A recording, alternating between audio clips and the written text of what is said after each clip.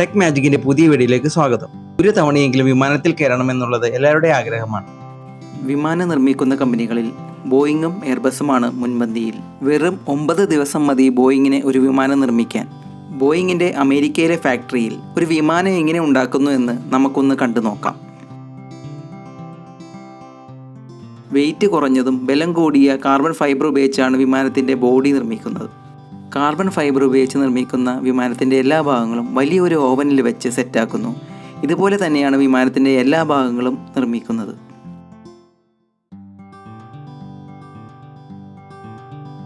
ഇവിടെ നിർമ്മാണം പൂർത്തിയായ വിമാനത്തിന്റെ വലിയ ഭാഗങ്ങൾ ബോയിങ്ങിന്റെ തന്നെ വലിയ വിമാനത്തിൽ കയറ്റി മാനുഫാക്ചറിംഗ് ഫാക്ടറിയിൽ എത്തിക്കുന്നു. ഒരുപാട് ചെക്കിംഗ് എല്ലാം കഴിഞ്ഞതിന് ശേഷം മാത്രമേ വിമാനത്തിന്റെ ഭാഗങ്ങൾ കയറ്റി അയക്കുകയുള്ളൂ. ഇങ്ങനെ കയറ്റി അയക്കുന്നത് വളരെ ശ്രമകരമായ ഒരു കാര്യമാണ്. ഇതിനു മുൻപ് വിമാനത്തിൽ കയറിയിട്ടുള്ളവർ ഒന്ന് കമന്റ് ചെയ്യണേ.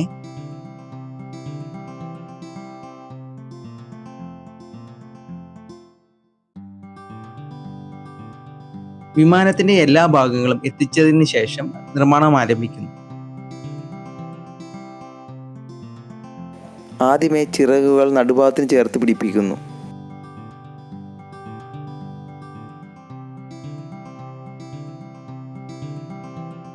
അതിനുശേഷം മുൻപിലെയും പുറകിലെയും ഭാഗങ്ങളും ഘടിപ്പിക്കുന്നു.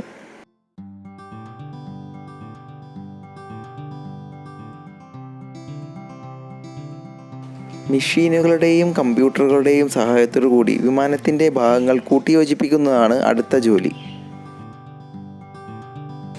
വിമാനത്തിൻ്റെ ടയറുകളുടെ യൂണിറ്റാണ് ഇനി വിമാനത്തിൽ ഘടിപ്പിക്കാൻ പോകുന്നത്.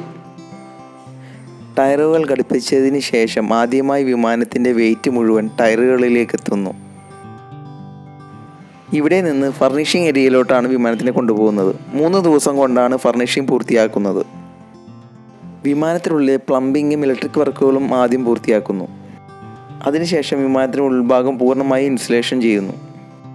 ഇതിനുശേഷം ക്യാബിനറ്റുകളും ഷെൽഫുകളും ടോയ്ലറ്റുകളും ഘടിപ്പിക്കുന്നു.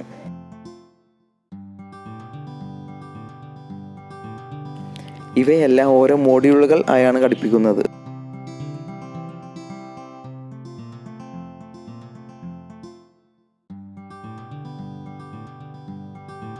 അകത്തെ ഇൻറ്റീരിയർ വർക്കുകൾ മുഴുവൻ പൂർത്തിയായതിനു ശേഷം മാത്രമേ സീറ്റുകൾ ഘടിപ്പിക്കുകയുള്ളൂ. വിമാനത്തിൻ്റെ ക്ലാസ്സുകൾ അനുസരിച്ച് വ്യത്യസ്തമായ സീറ്റുകളാണ് ഘടിപ്പിക്കുന്നത്.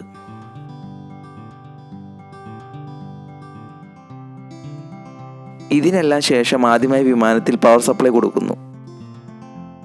ഇനിയാണ് വിമാനത്തിൻ്റെ ഏറ്റവും പ്രധാനപ്പെട്ട ഭാഗമായ എൻജിൻ ഘടിപ്പിക്കുന്നത്.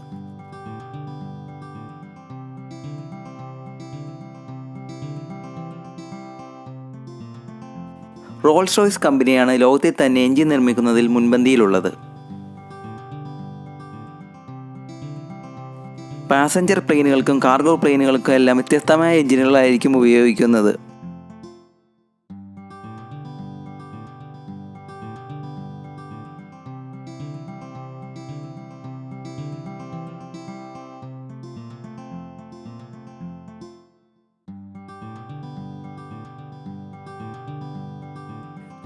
വിമാന എൻജിൻ നിർമ്മാണത്തിൽ അതിൻ്റേതായ സ്പെഷ്യലിസ്റ്റുകളായിരിക്കും ആ ഏരിയ കൈകാര്യം ചെയ്യുന്നത്. ഒരു ചെറിയ തെറ്റ് പോലും വലിയ അപകടങ്ങൾക്ക് വഴിവെച്ചേക്കാം എന്നുള്ളത് കൊണ്ട് വളരെ സൂക്ഷ്മമായാണ് ഇതിൻ്റെ നിർമ്മാണം നടത്തുന്നത്. വിമാനത്തിൻ്റെ എൻജിൻ പലതരം ടെസ്റ്റുകളിലൂടെ കടന്നു പോകുന്നു. എൻജിനിലേക്ക് വെള്ളം പമ്പ് ചെയ്ത് വെള്ളം കയറുമ്പോൾ എൻജിൻ എങ്ങനെ പ്രവർത്തിക്കുന്നു എന്ന് ചെക്ക് ചെയ്യുന്നു.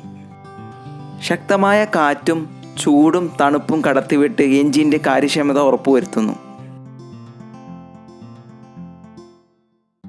വിമാനത്തിൽ പക്ഷികൾ വന്നിടിച്ചാലുണ്ടാകുന്ന അപകടങ്ങളും പരീക്ഷിക്കുന്നു.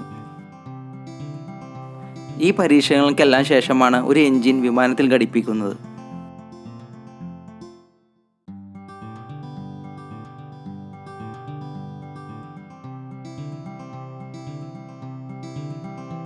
ഇതിനുശേഷം ലാൻഡിംഗ് ഗിയറുകൾ ശരിയായി പ്രവർത്തിക്കുന്നുണ്ടോ എന്ന് ചെക്ക് ചെയ്യുന്നു.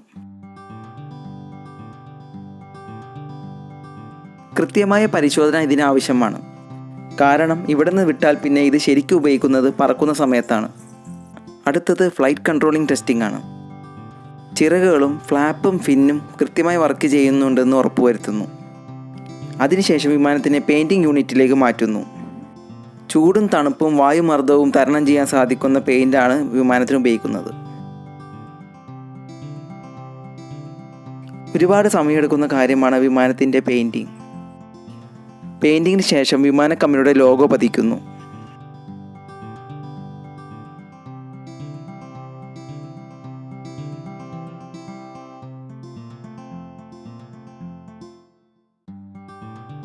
നിർമ്മാണം പൂർത്തിയായ വിമാനങ്ങൾ ആദ്യ പറക്കലിനായി പ്രൊഡക്ഷൻ യാർഡിൽ നിന്ന് പുറത്തു വരുന്നു. ഫൈനൽ ചെക്കിംഗ് പൂർത്തിയായ വിമാനങ്ങൾക്ക് ഇനി ആകാശവീതിയിലേക്ക് പറന്നുയരാം.